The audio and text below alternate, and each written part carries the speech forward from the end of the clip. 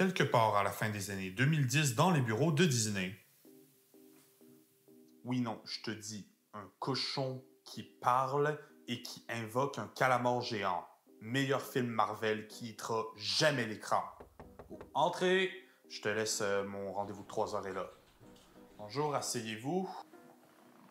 Bonjour. Madame, attendez, j'ai ça quelque part.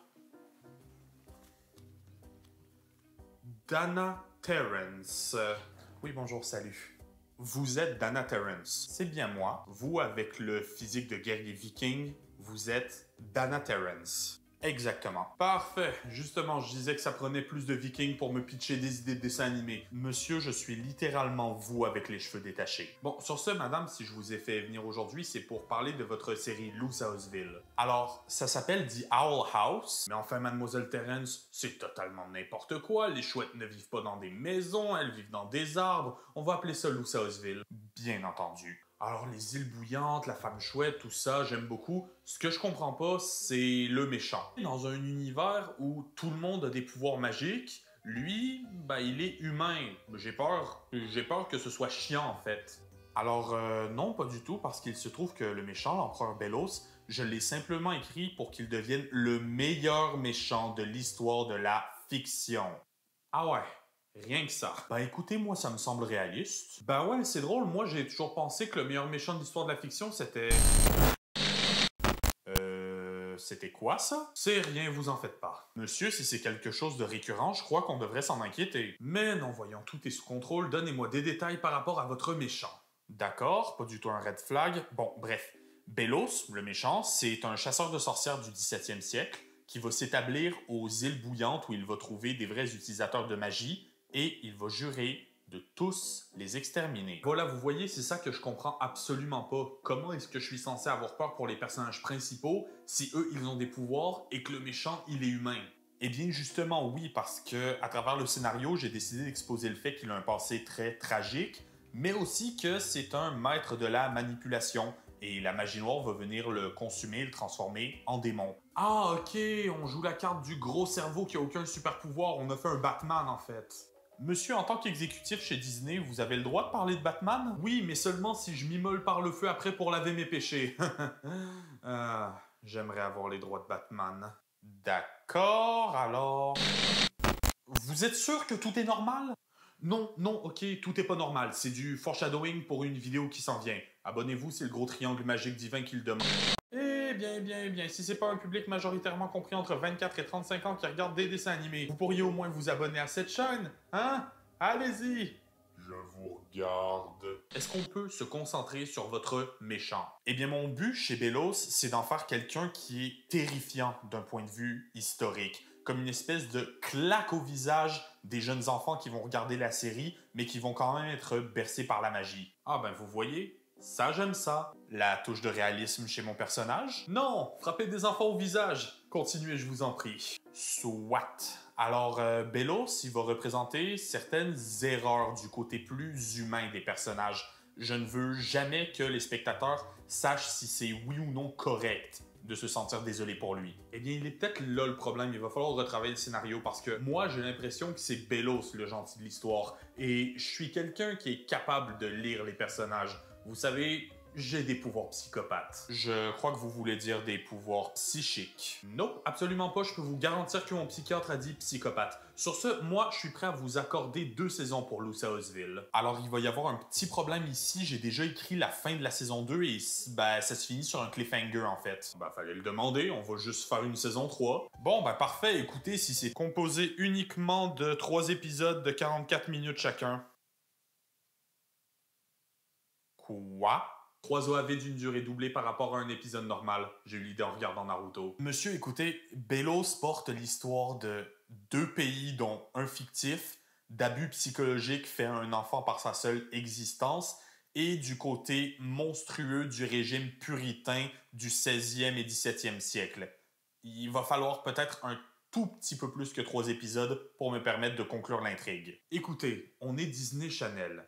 Ce que les gens veulent, c'est pas du contenu de qualité super réfléchi, c'est une excuse pour coller des enfants insupportables devant la télé le samedi de 7h à midi pour avoir la paix. C'est drôle, moi j'ai l'impression que vous avez l'habitude de produire des séries comme The Owl House qui vont attirer des fandoms très dévoués au point d'en faire des fanarts, des fanfictions, voire des sketchs au début de vidéos YouTube entièrement dédiés à un seul personnage, ce qui pourrait éventuellement vous faire regretter d'avoir annulé prématurément la série. Je pense pas pouvoir vous donner plus, mais écoutez Madame Terrence, je suis un homme raisonnable et humble, prêt à faire des compromis. C'est drôle, j'en ai pas l'impression. Alors si ça arrive, je suis prêt à admettre mon erreur, mais ne vous en faites pas, The Owl House a une durée de vie de 2 saisons plus 3 OAV.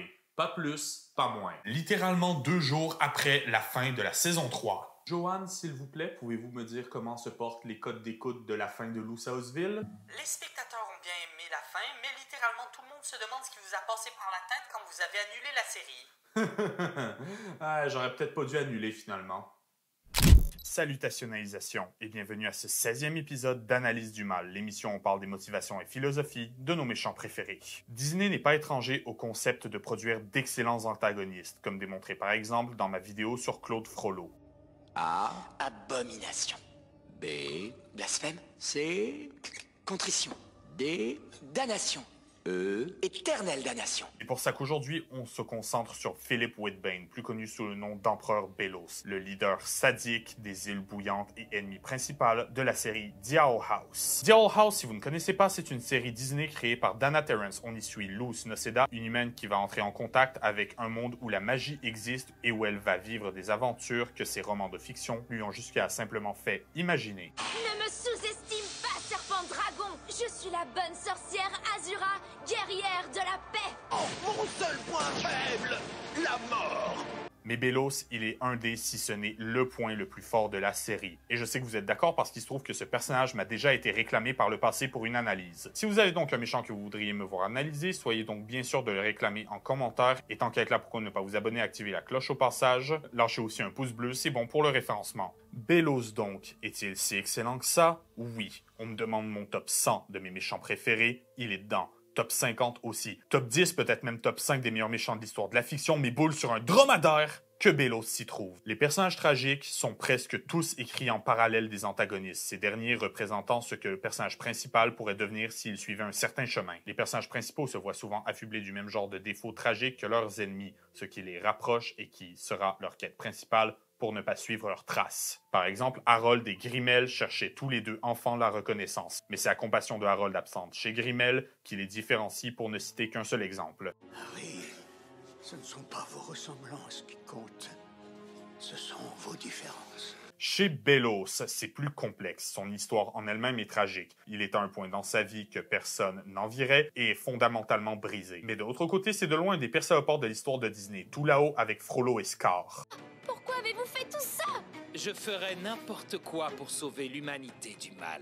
C'est donc ici que je me permets de mettre un petit disclaimer. Dans cet épisode, on va parler de santé mentale fragile, de trauma et d'abus, autant psychologiques que physiques. Soyez donc sûr d'avoir regardé les 3 saisons de The Owl House pour éviter les spoilers. Sur ce, maintenant que c'est fait, analysons le mal.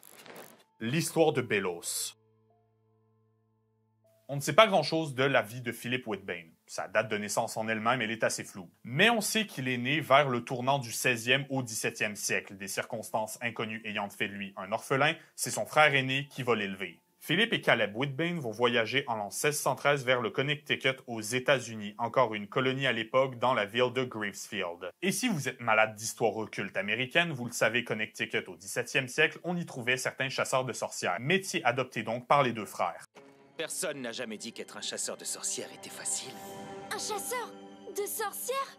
Cette profession, elle va les suivre jusqu'à l'âge adulte, là où Caleb et Philip vont finir par rencontrer une certaine Evelyn, qui leur fera découvrir les îles bouillantes, endroit où se déroule l'action de The Owl House. Donc un monde où la magie est présente, à l'opposé du Connecticut où c'est simplement des sorcières faussement accusées. Ça va créer un gap énorme entre les deux frères. Si Philip restera sur sa position anti-sorcière, Caleb va devenir fasciné par la magie, au point de suivre Evelyn pour s'établir aux îles bouillantes, laissant derrière lui le monde des humains et son petit frère pour en apprendre plus. Philip, convaincu que la sorcière manipulait son grand frère, les suivra, comptant bien amener la femme à ce qu'il considère comme la justice. C'est en utilisant le lac Eclipse, un des points où le domaine des humains et des démons peut se connecter, que Philip retrouvera la trace de ses proies. Et c'est ici qu'on entre sur un territoire plus flou, parce que si oui, Philippe a réussi à retrouver son frère Caleb, le retrouvaille, on ne sait pas exactement comment ça s'est passé. Mais selon les indices laissés dans la série, voici donc la chronologie la plus probable. Philippe va retrouver les traces de Evelyn et Caleb seulement pour se rendre compte qu'ils étaient tombés amoureux, s'étaient mariés et que maintenant Evelyn portait un enfant. Ça a mis Philippe hors de lui et il est dit que Caleb, malgré sa déception, il avait encore de la compassion pour son petit frère. Les choses ont malheureusement escaladé et c'est dans un duel fou de colère que Philippe va tuer Caleb, son frère qui avait toujours pris soin de lui. En colère, Evelyn va tenter de tuer Philippe sur le champ. Il réussira à s'échapper, mais cet événement ne va faire que renforcer sa haine des sorciers. Pour Philippe, c'était pas un accès de violence, de rage et de colère qui lui avait pris son grand frère. C'était une sorcière. Entre-temps, il essaiera de construire un portail vers le monde des humains parce que oui, si vous avez suivi, on est rendu au point où Philippe, il est coincé aux îles bouillantes. J'ai rassemblé tous les ingrédients du portail, y compris le sang du titan. Tout ce qu'il me reste à faire, c'est trouver le collectionneur. Et lui me dira ce dont j'ai besoin pour achever ma mission. À travers les années, il va commencer à garder un journal de tout ce qu'il apprend sur cette contrée étrange. Parmi ses apprentissages, on parle des glyphes, ces symboles permettant aux humains eux aussi d'utiliser la magie. Ce sont les symboles qui forment les fondations des sorts en eux-mêmes, la manifestation physique des arts de la sorcellerie. On sait que ces glyphes, Philippe va en trouver au minimum 3 qu'il se gravera dans la peau comme un grand malade dans le but de contrôler la magie en elle-même. Et il s'est passé ce qu'il se passe toujours quand un mégalomane tente d'acquérir trop de pouvoir, à savoir, ça lui a pété à la gueule.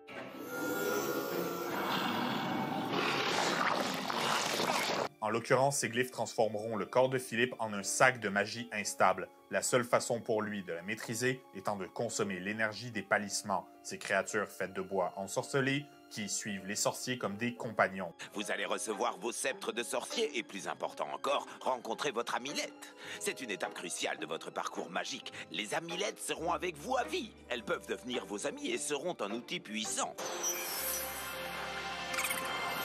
Riwin m'aide à voir. Toutes ces âmes d'Amilette pleurnichardes, avec leur voix qui me harcèle constamment. Abominable.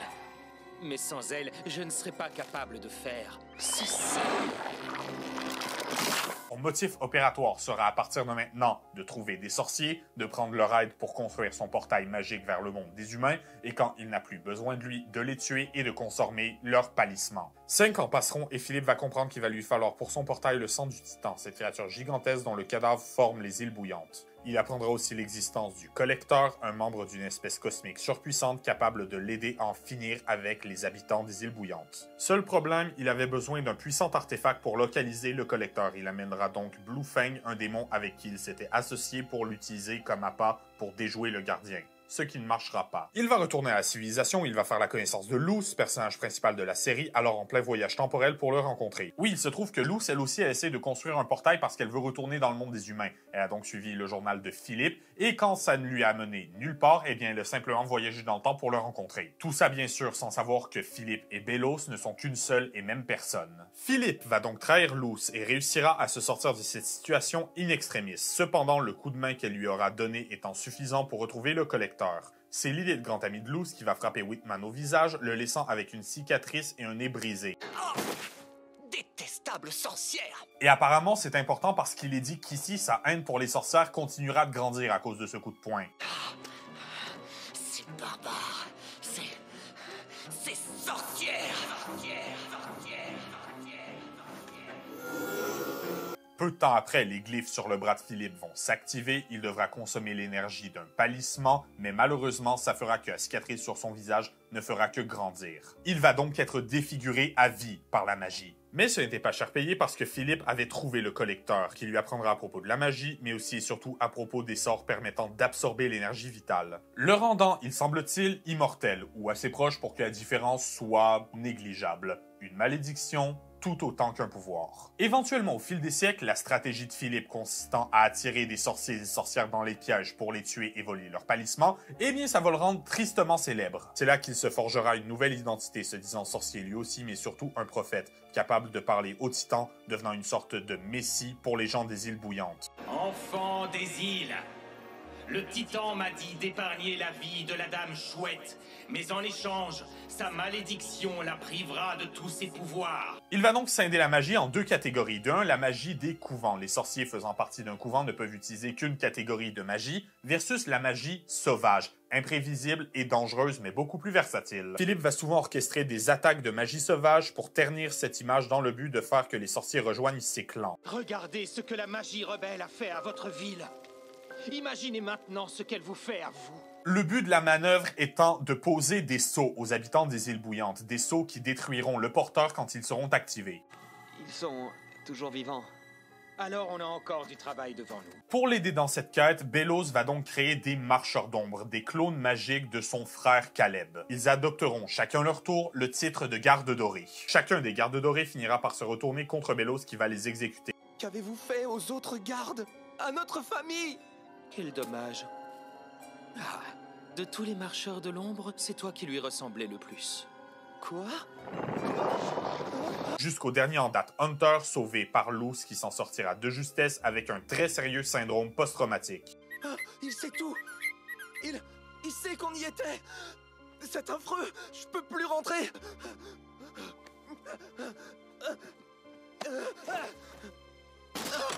Ils te détesteront pas plus que moi quand ils découvriront que je suis peut-être le clone de quelqu'un qui était chasseur de sorcières avec Belos. Tu es vraiment sûr de l'avoir vu? Le collectionneur avait détruit Belos. Oui, j'en suis sûr. Et je pense à toi aussi. Quoi? Oui, je veux que tu sois en sécurité, Hunter. T'es de la famille maintenant. Oh.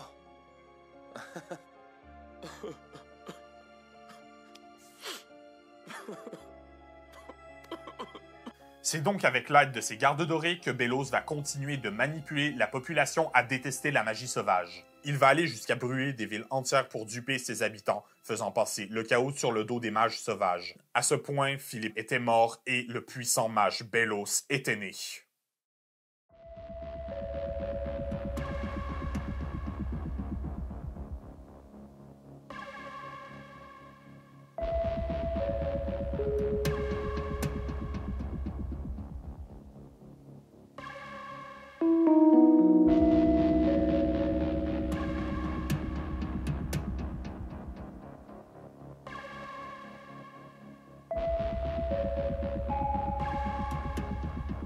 C'est comme ça que Belos va conquérir les îles bouillantes et garder le titre d'empereur pendant une cinquantaine d'années. Avec l'aide du collectionneur, il va comploter en attendant le jour de l'unité, une date censée amener les îles bouillantes vers une utopie. Alors qu'en réalité, le jour de l'unité, c'est juste un jour où Belos va lancer un sort de drainage magique surpuissant qui va éliminer tous les sorciers et sorcières portant le sceau d'un couvent. C'était sans compter sur l'intervention de Luz, petite humaine qui, avec l'aide de ses amis, libéreront le collectionneur de sa prison, mettant un terme au jour de l'unité. Belos va donc prendre possession du corps de Rain Whispers, ce qui va lui sauver la vie, pour éventuellement revenir plus puissant que jamais. Enfin, je peux purifier cette damnation moi-même.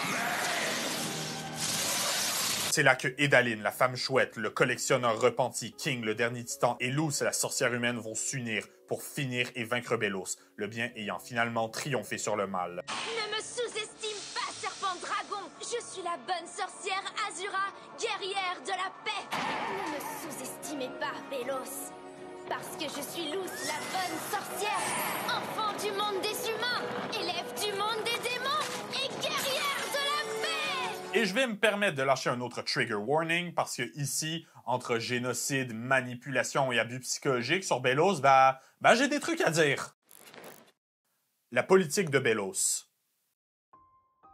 Dans cette émission, si vous êtes habitué, j'ai tendance à aborder les antagonistes sous deux facettes. Soit je m'intéresse à leur philosophie, faisant des recherches poussées par rapport à leurs mouvements de pensée pour tenter de rationaliser leurs actions, comme la fois où j'ai expliqué que Claude Frollo justifiait les horreurs qu'il commet par la miséricorde religieuse. Soit j'aborde le problème sous l'angle de la santé mentale du personnage, tentant de rationaliser ses actions, un peu comme la fois où j'ai dit que Odin dans God of War était un sociopathe. Mais chez les méchants comme Belos, qui sont à la tête d'un État au complet, il y a quelque chose qu'on peut soulever, c'est la politique du personnage. L'échiquier politique, il se divise sur deux axes. D'un, la droite versus la gauche, et de deux, le gouvernement libertaire versus autoritaire. On dit que la gauche va prôner le changement social et le progressisme, là où le traditionnalisme et le conservatisme sont de valeur chez la droite. Le deuxième axe va ensuite désigner le mouvement libertaire qui va prôner le mouvement de la liberté individuelle face à l'État, versus le mouvement plus autoritaire qui va donner plus de pouvoir à un État utilisant des méthodes comme l'encadrement de la population, la pression et la propagande. L'échiquier politique va donc définir les croyances politiques d'un individu comme d'un État, comme d'un chef d'État, peu importe sa nature, comme par exemple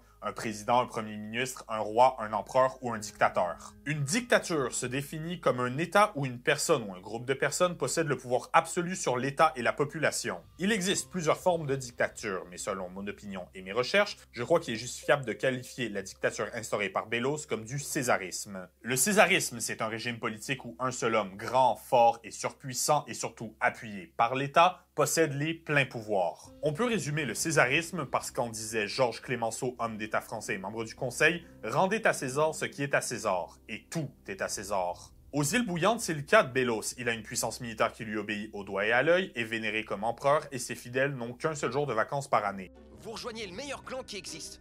Vous conservez vos pouvoirs magiques, on vous offre le gîte et le couvert, vous pouvez faire un match de cep volant pendant votre jour de repos annuel, enfin là, bon, il est passé, mais le prochain est dans 52 semaines! Des conditions assez difficiles à vivre, voire inhumaines, cependant les révoltes restent rares. Pourquoi? Parce qu'avec sa propagande religieuse et politique, Belos a su gagner le cœur et la confiance de ses citoyens. Il dit que ce genre de régime va suivre une dimension qu'on appelle une démagogie. La démagogie, c'est le meilleur ami des théoriciens du complot, mais dans The Owl House, c'est juste vrai. C'est une autorité morale exercée par une ou plusieurs entités sur le véritable détenteur des pouvoirs. Un peu comme si on avait un super gouvernement au-dessus du chef d'État. Un peu comme Belos, qui détient les pleins pouvoirs sur son État, mais qui se dit seulement le prophète du Titan, comme si une figure divine appuyait sur le chef de l'État. Mais aujourd'hui, les choses changent. Grâce au pouvoir de l'éclipse et à celui du Titan, nous pouvons révolutionner la magie rebelle pour toujours. L'Eldorado peut bien attendre. Je dis, le Titan a de grands projets pour toi et il fait ce qu'on lui dit. Le Titan est mort. Comment est-ce possible? Chers citoyens, nous sommes nés dans le chaos.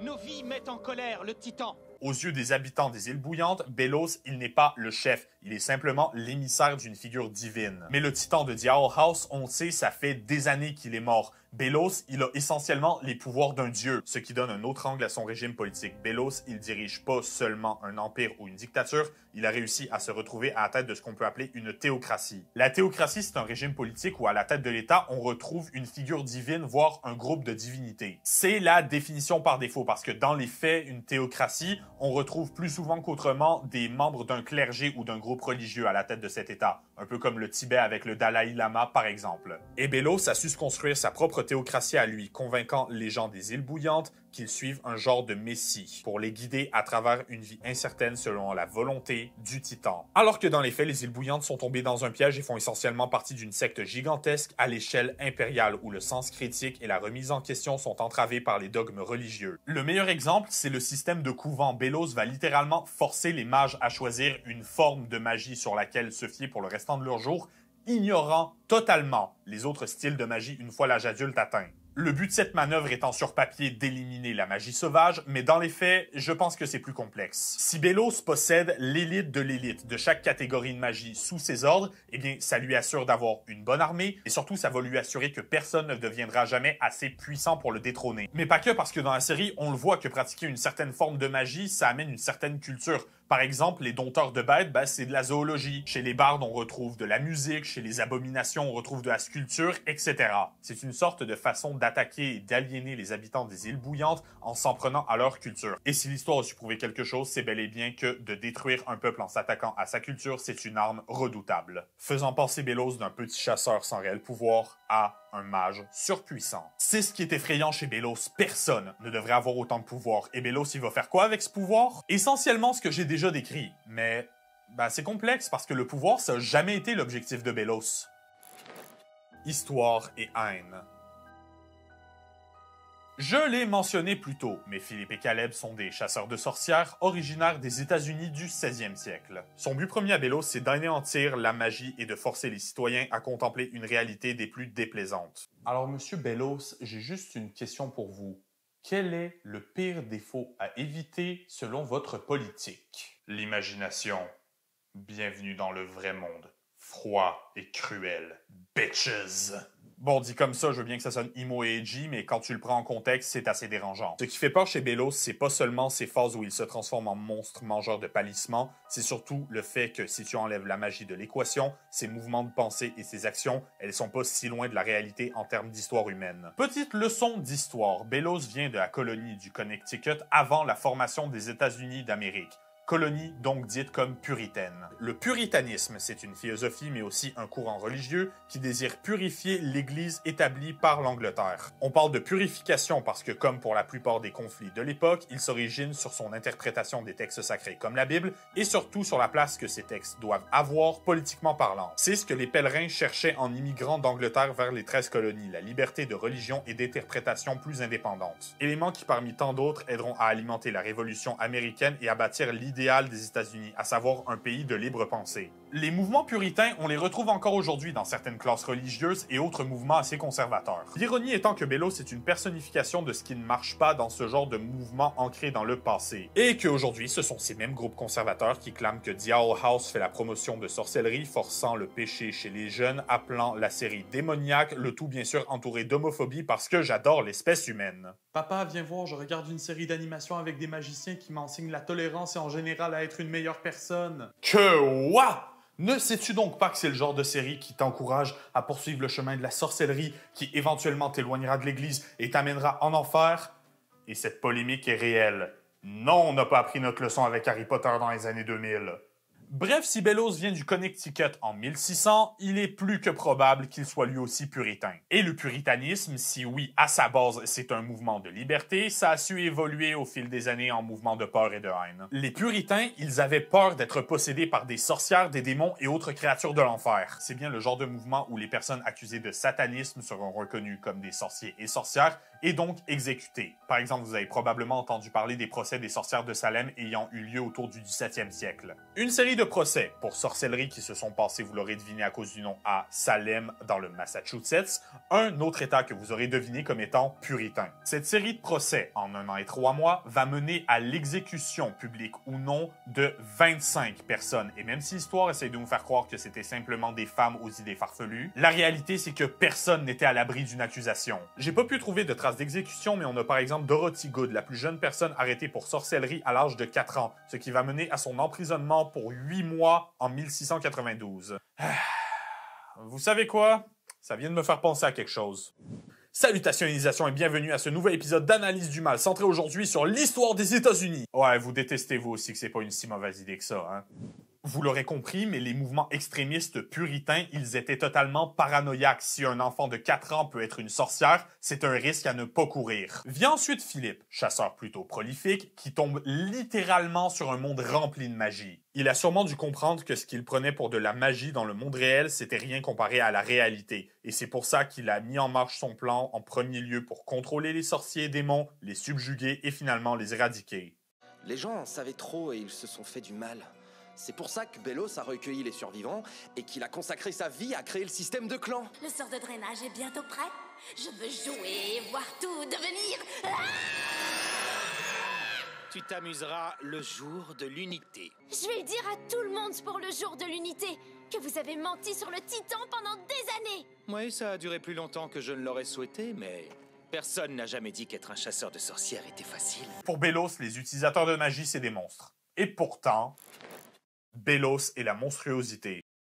La différence et la marginalité sont les thèmes principaux de The Owl House. Par exemple, Luz se retrouve aux îles Bouillantes pour échapper à un camp qui lui apprendra à se comporter en ado normal. Nous sommes tous ravis que tu t'exprimes, mais si tu ne fais pas la différence entre la fiction et la réalité, il faudrait peut-être que tu passes l'été ici.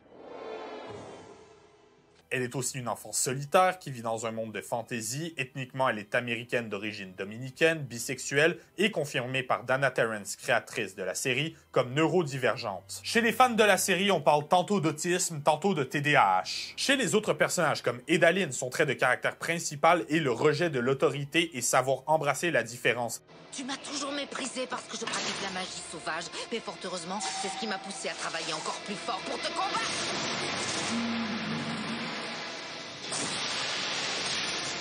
Elle est aussi touchée par une puissante malédiction qui finira par inhiber ses capacités magiques, faisant d'elle techniquement une handicapée, idée renforcée quand elle va perdre un bras. King, lui, est supposément le dernier de son espèce et apprend à se reconnaître chez les autres ayant choisi une famille de substitution. Hunter, j'en ai déjà parlé, mais il est un clone du frère de Belos et quand il va l'apprendre, ça va supposément lui donner un syndrome post-traumatique, agrémenté d'une crise identitaire puisqu'il est un être vivant artificiel qui va apprendre que son humanité vient de ses actions et non de son origine biologique.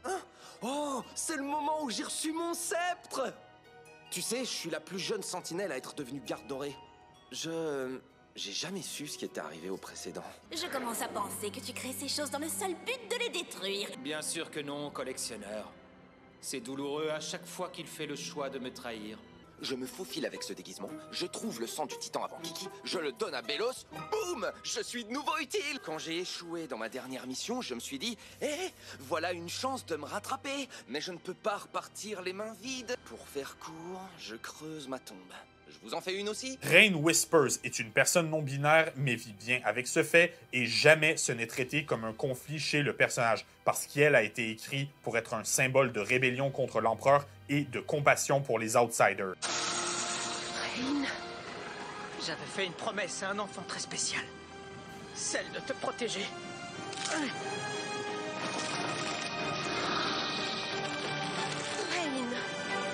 Amity a grandi dans une famille qui attend la perfection d'elle et c'est seulement quand Luce lui montrera que d'être différent ce n'est pas une mauvaise chose que son plein potentiel va se révéler. On sait où vous trouver, toi et ton humaine. Alors simplement, donne-moi la clé. D'accord, mais ne t'approche pas de Luce. Et Belos, il est aussi différent et marginal, mais pas comme les autres. Si le puritanisme est un mouvement conformiste qui embrasse la tradition, Belos est la personnification de pourquoi ça ne marche pas. La série va créer une ligne entre la différence et la monstruosité et la cruauté, montrant qu'être un monstre fait de vous une personne différente, mais que d'être différent ne fait pas forcément de vous un monstre. Si les personnages de The Owl House sont presque tous atypiques comparativement à des critères sociétaux arbitraires, ce n'est presque jamais traité comme un défaut chez le personnage. Par exemple, Lou, si on lui dit qu'au début de la série, elle doit rentrer dans le moule, c'est au fil des épisodes que l'on comprend que ce moule, il n'a pas lieu d'exister. Les seules différences qui sont vues comme mauvaises viennent de comportements des personnages comme celle de Belos, qui, attaché à sa tradition puritaine, a fini par devenir un monstre. Tu seras tellement occupé à faire de la comptabilité et apprendre à, je sais pas moi, aimer écouter la radio. Le temps va passer très vite. On dit que je dois apprendre de mes erreurs. Alors, je sais ce que je dois faire. À Halloween, après la balade en charrette, je vais leur annoncer que je reste dans le monde des humains. Je pense que ce serait dans l'intérêt de tout le monde si je... Tu emmènes ta maman dans le monde des démons. Ce qui est à la fois une excellente dépiction de c'est quoi grandir avec une différence, mais surtout une des plus belles leçons de tolérance qu'on peut enseigner à un jeune enfant. Une leçon comme quoi des fois la monstruosité ça peut venir d'un groupe majoritaire et que l'esprit critique c'est quelque chose de très important pour ne pas tomber dans des patterns comme celui de Belos. Pour illustrer mes propos, parlons de sa forme démoniaque. J'ai dit tout à l'heure que ce qui donne une forme instable à Belos, ce sont les glyphes qu'il s'est lui-même gravés dans le bras, ce qui le force à consommer l'énergie des palissemans pour la contrôler. De un, ça prouve que Belos est bel et bien responsable de sa propre monstruosité puisque ce sont ses actions qui lui ont mené à ce fait. Mais de deux, regardez bien les tableaux qu'on retrouve dans l'épisode où ils vont dans son esprit. Un des tableaux montre Philippe se regardant dans un poignard après avoir tué son frère Caleb. Exactement le même poignard qu'il va utiliser pour se graver les glyphes magiques sur le bras droit. Cette arme est le symbole de la monstruosité de Belos, l'outil qui lui a permis de passer la ligne, de tuer son frère, tuant symboliquement son humanité au même moment, lui laissant des cicatrices autant physiques que psychologiques. Caleb, tu me poignarderais dans le dos. Vous l'avez poignardé le premier. Et c'est ce qui est terrifiant chez Belos. Si de base il vient d'une société où les mouvements puritains étaient la norme, eh bien il a eu une échappatoire qu'il a refusé de prendre par pur traditionnalisme. Il a trouvé un monde où il n'avait plus à être cruel, un monde où il était différent de par sa normalité. Et goûtant la même discrimination qu'il a lui-même exercée chez les humains, ça n'a fait qu'alimenter sa haine. Alors que tout ce qu'il avait à faire, c'était d'accepter le status quo des îles bouillantes. Il pouvait repartir à zéro, apprendre de ses erreurs et devenir une meilleure personne. En fait, c'est impliqué que c'est ce qu'a fait son frère Caleb. Mais de continuer à haïr, c'est le choix que Belos a fait. Un choix qui le mènera à sa perte et surtout un choix qui l'a transformé en monstre. Pourri de l'intérieur. Belos est une mauvaise personne. Et il l'était déjà à l'époque de Philip Woodbine. Ou du moins, c'est ce qu'on peut penser, parce que s'il prône un puritanisme et le fait de rentrer dans le moule, selon le critère du 17e siècle, Belos, il était probablement marginal lui aussi. Déjà de base, Philip était orphelin, ce qui n'a pas dû être facile à vivre. Soit. Mais regardez bien. Il écrit de la main gauche, il tient son bâton de la main gauche et utilise son poignard de la main gauche. À travers l'histoire humaine, les gauchers ont été rejetés par l'Église, disant que c'est la main du diable associée au péché. C'est pour ça que les prêtres dissuadaient les enfants d'écrire de la main gauche et les forçaient à écrire de la main droite. Il y a donc fort à parier que Belos, il a subi cette pression d'utiliser la main droite alors qu'il est gaucher. Sans dire que c'est à cause principale, c'est ce genre de mouvement qui l'ont fait grandir en un adulte qui déteste la différence. Et tout ça, ça l'a fait évoluer dans une situation où il a ce qu'on appelle un complexe de Dieu. Sans être un terme clinique, le complexe de Dieu, c'est une croyance vue comme indéniable où la personne se voit comme le plus fort, le plus beau, le plus brillant, désirable, etc. C'est une situation où on se croit meilleur que tout le monde autour. Et ça, c'est ce qui fait partie de la monstruosité de Belos. Je le rappelle, il est censé détester tout ce qui est magique et pourtant, il utilise des glyphes et s'associe à des démons et sorciers. Pourquoi? Parce que selon lui, il a le droit de le faire, c'est un mal nécessaire pour purifier les îles bouillantes. Une sorte de logique à la fin justifie les moyens, élément qui va mener à son combat final contre les personnages principaux. Belos abandonne sa forme humaine pour devenir plus puissant. Il prend le contrôle de la nature, de l'environnement, s'approprie tout ce qui est autour parce que selon lui, c'est son droit. C'est donc de l'arrogance et de la haine mises ensemble dans le corps d'un homme sculpté pour être fondamentalement mauvais. Il se retrouva face à Luz, une personne qui a su embrasser sa différence au lieu d'écouter des figures d'autorité qui lui ont réprimandé, les deux représentant ce que l'autre aurait pu devenir. Belos, un homme informe et physiquement mutilé, et Luz ayant conquis sa marginalité pour devenir la sorcière qui a toujours rêvé d'être. Il trouvera la mort sous une pluie, purifiant les îles bouillantes de sa présence. Mort dans le mal absolu, maintenant l'idée que les hommes sont meilleurs que les utilisateurs de magie. Une pensée corrompue qui aura mené Philip Woodbine à sa perte. Merci de m'avoir sauvé de cette malédiction. Vite, dépêche-toi. Tu ne veux pas faire la paix. Tu serais tout aussi nuisible, tout aussi sournoise, tout aussi maléfique et tout aussi impardonnable que ces sorcières. Nous sommes humains. Nous valons mieux que ça. Au final, Belos, c'est un méchant d'une complexité incroyable et j'espère que cette vidéo aura pu lui rendre justice. Pour son alignement, vu qu'il commet des horreurs, mais qu'il les commet principalement par dogme et par croyance et surtout par dévotion envers un mouvement de pensée révolu, je crois qu'il aura sa place chez les loyaux mauvais. Soyez sûrs d'en débattre en commentaire. Sur ce, mes amis, vous pouvez cliquer juste ici pour voir notre dernière vidéo ou cliquer juste là pour plus d'analyse du mal. Dites-moi en commentaire de quel autre méchant on devrait parler dans cette émission et tant qu'à être là, pourquoi ne pas vous abonner et activer la cloche au passage. Sur ce, je vous laisse et je vous verrai la prochaine fois pour de plus amples explorations de notre omnivore.